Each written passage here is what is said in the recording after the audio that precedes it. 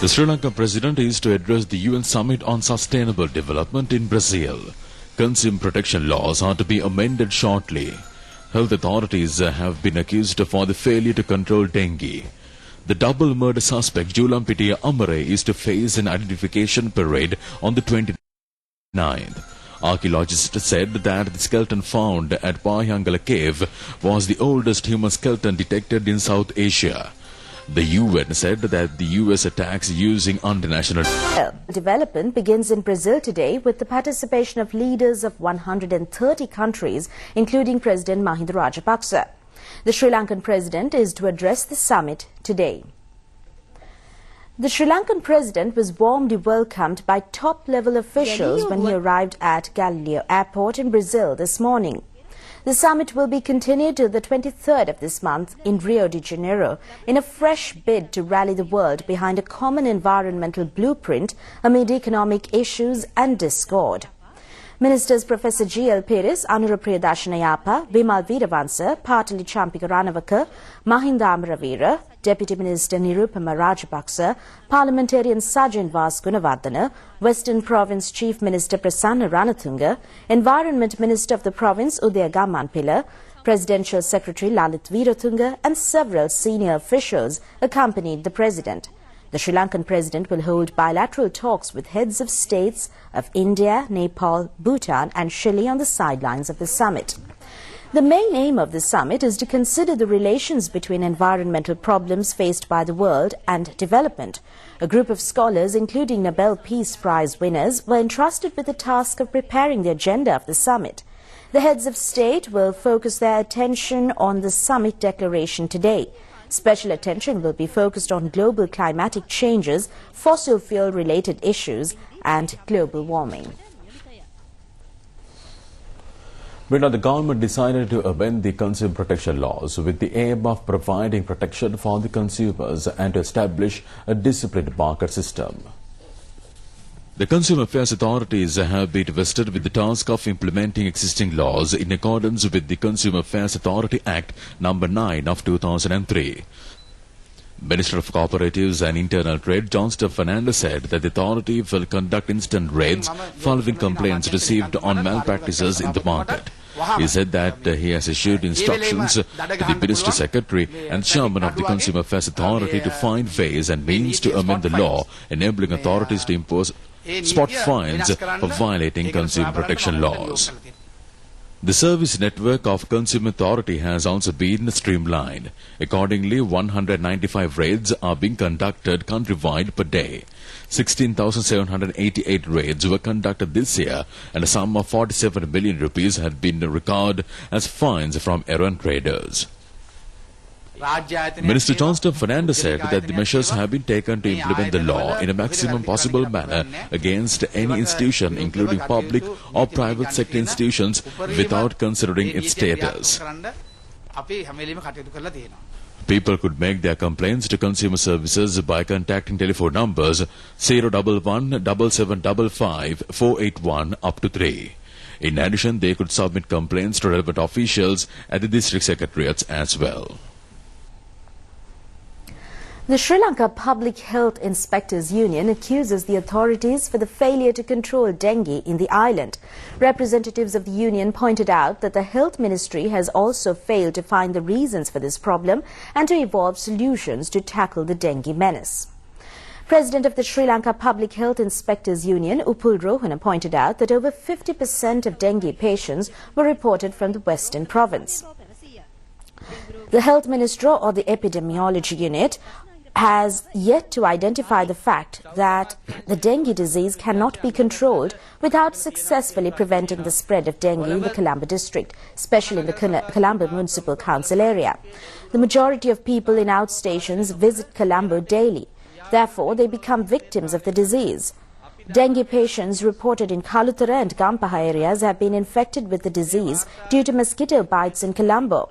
Therefore, dengue cannot be controlled without preventing the spread of the disease in the Colombo Municipal Council area. Dengue රෝග පාලනය කරන්න නැතුව මේ රටේ dengue පාලනය කරන්න බෑ. එහෙම කරන්න උත්සාහ කරනවා නම් ඒක අසාර්ථක වැඩපිළිවෙලක්. The Health Ministry says that over 15,500 dengue patients were reported in the island in the recent past. 74 of them have died. Our television crew who toured Colombo observed that certain people were in the habit of disposing garbage without following a proper system. Tangal High Court Judge Thandasena Rajapaksa ordered to remand Julampitiye Amare alias Giganagabage Amarasiri till the 11th of next month in connection with the Katuwana double murder. He surrendered to Tangal High Court yesterday. Warrants had been issued to him in connection with the murder which took place in 2003 as well. He was also accused of Katuwana double murder. An identification parade will be held on the 29th before the Valasmunda magistrate. Julampitiye Amare, alias Giganagabage Amarasiri, will be produced at the identification parade. Archaeologists say that the skeleton found at Pahyangala cave was one of the oldest human skeletons recovered from South Asia. They suspect that it may be 30,000 years old. Director General of Archaeology Dr. Senrat Disanaika says that the skeleton, which belonged to the prehistoric era, marks an important juncture in South Asian archaeology. Carbon samples deposited in the skeleton will be sent to the United States for further experiments.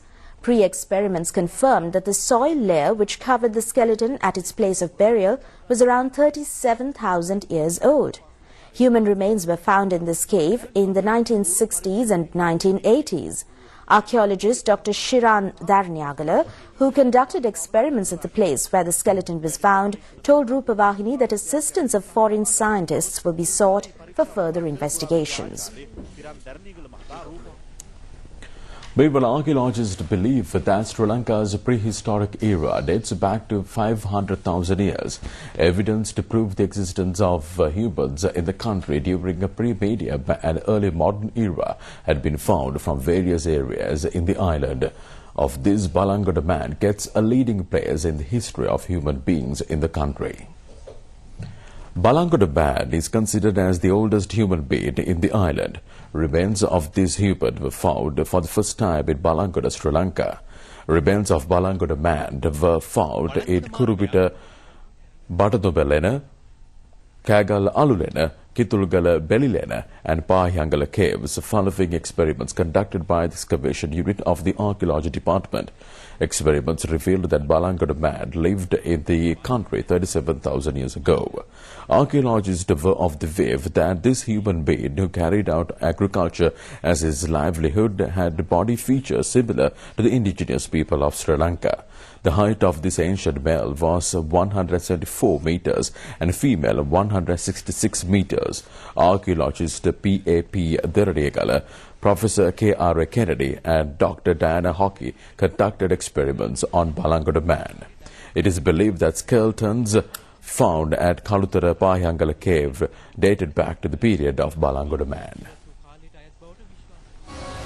With that, we go for a short break. When we come back, we have more local stories. Do stay with us.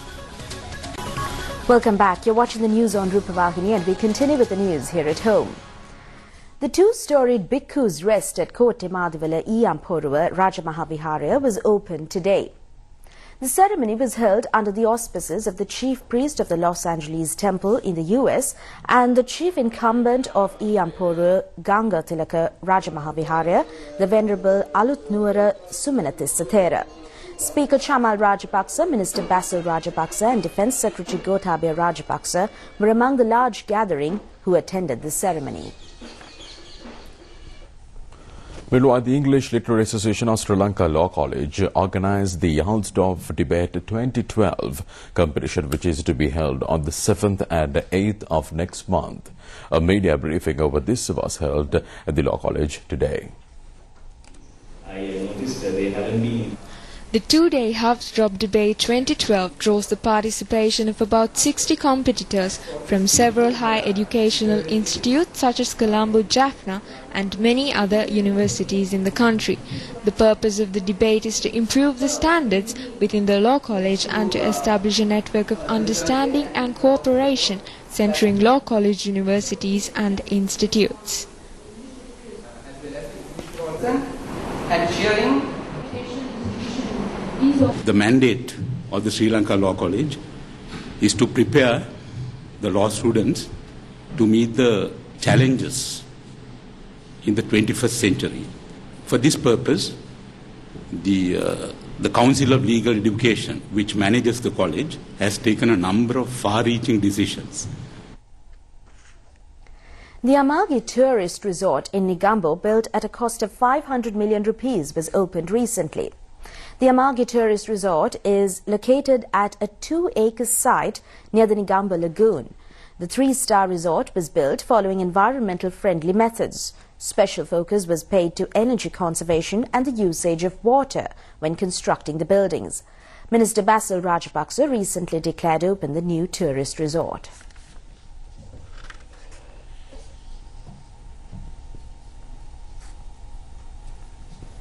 The Sri Lanka Open University takes measures to provide an opportunity for everyone who lost the chance to further their higher education due to various reasons.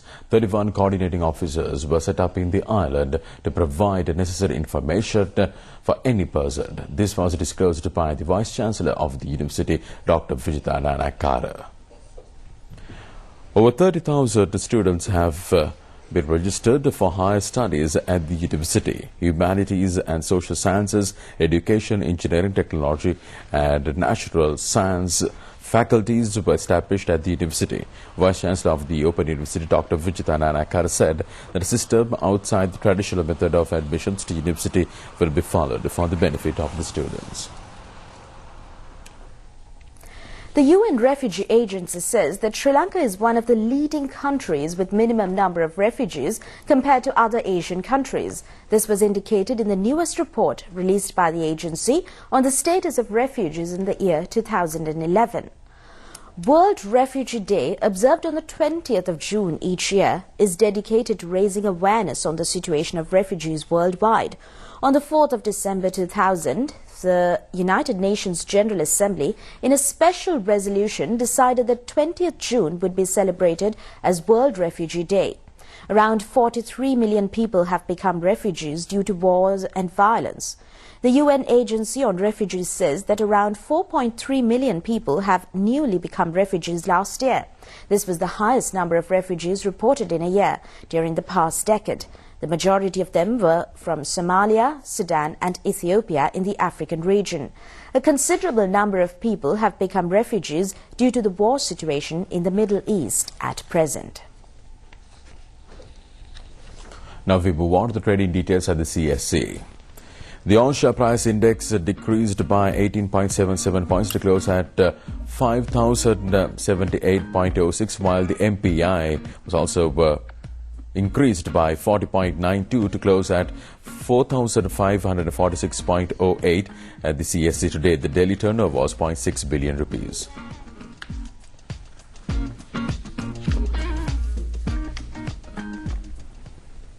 Foreign news is coming up next.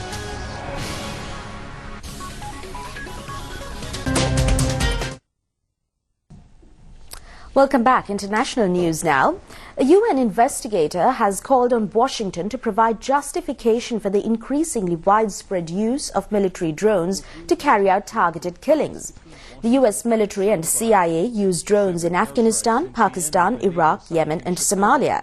Washington should clarify the legal basis for the policy of killing suspected Al-Qaeda and Taliban leaders and associates rather than trying to capture them. Christoph Heinz, Special Rapporteur on Extrajudicial Summary or Arbitrary Executions, said in a report. By US-led allied forces in March.